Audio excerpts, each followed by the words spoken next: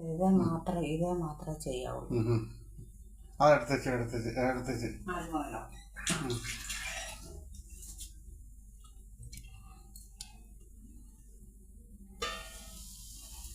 ഇച്ചിരി ചക്കക്കുരു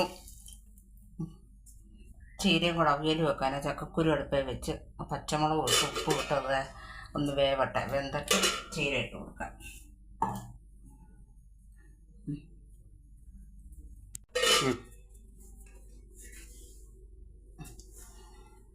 ചക്കക്കുരു വെന്തിട്ടുണ്ട്. ഞാൻ ചീര ഇട്ട് കൊടുത്ത് എൻ്റെ കൂടെ ഇച്ചിരി മാങ്ങ കൂടെ ഇട്ട് കൊടുക്കാം. മാങ്ങ ഇത് പുളി കുറവുള്ളതാണ്, മാങ്ങ എല്ലാം വിളഞ്ഞല്ലേ. അപ്പം അതൊന്ന് വേവട്ടെ,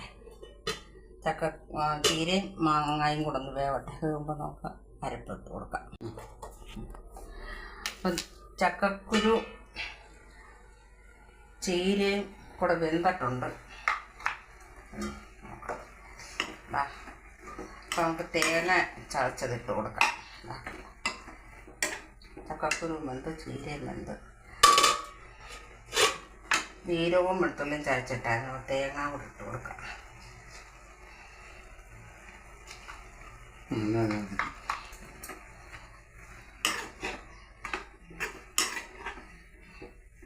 ചീര എത്ര നല്ല ചുവപ്പല്ലായിരുന്നു, ചീരക്കുള്ളതല്ലായിരുന്നു. അതെല്ലാം വെന്ത്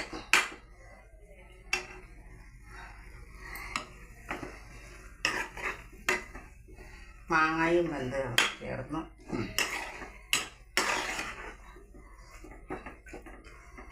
ഒന്ന് ഉടച്ച് പുരട്ടിയെടുക്കണം.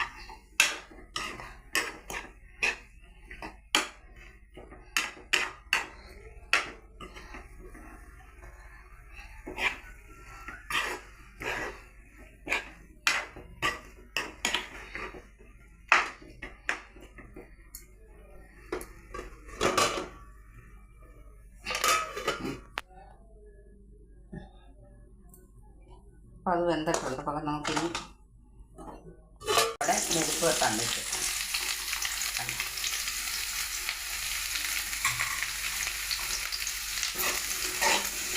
ഇതിനകത്ത് ശകലം ഉപ്പിട്ട് കൊടുക്കാം. ഞങ്ങൾ രണ്ടുപേരല്ലേ ഉള്ളൂ, അപ്പോൾ കുറച്ച് മതിയല്ല. ഞങ്ങളുടെ നാട്ടിൽ വന്നതിന് ശേഷം ചെയ്യുന്ന ജോലിയായിരുന്നല്ലോ.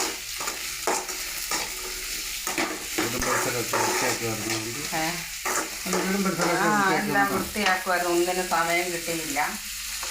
ഇപ്പോഴും ജോലിയെല്ലാം ഒതുങ്ങിയിട്ടില്ല. കുറേശ്ശെ ജോലി ഇങ്ങനെ ചെയ്തുകൊണ്ടിരിക്കുക. അതിനിടയ്ക്ക് ആ കറിവെപ്പും ഒക്കെ. അപ്പം ചീര നമ്മുടെ അല്ല, ഇതൊന്നും നമ്മുടെ അല്ല, ഇതെല്ലാം ഇവിടുത്തെ തന്നതാ. ചീരയും പടവലങ്ങയും പയറും ഒക്കെ. സമയത്ത് ചീര ഒരു അവിയൽ വെക്കാൻ ചക്കക്കുരു ചക്കയെല്ലാം തന്നതാണ്. അപ്പം അതൊന്ന് വാടട്ടെ.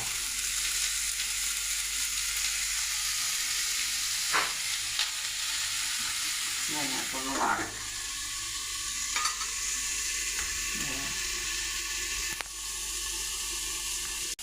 പടവലങ്ങയും പയറും ഉള്ളിയും കൂടെ ഞാൻ മെഴുക്ക് വെട്ടാൻ വെച്ചത് അത് വെന്തിട്ടുണ്ട്. നന്നായി വന്നട്ടെ.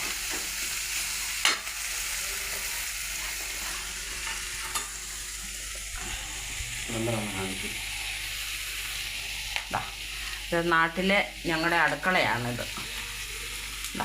കണ്ട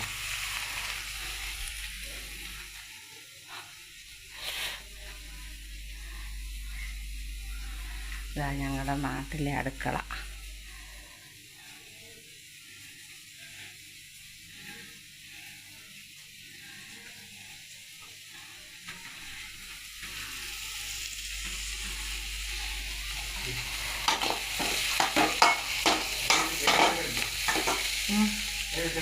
ആ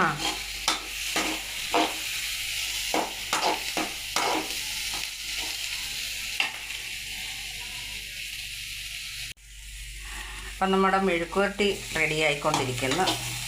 ചീരവിയലും മെഴുക്കുവരട്ടി.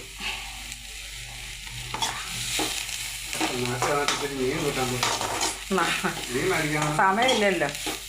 മീൻ മേടിക്കാൻ സമയമില്ലല്ലോ, അത്ര ജോലിയല്ലായിരുന്നു. ഇന്നങ്ങനെ മീൻ മേടിക്കുന്നത്.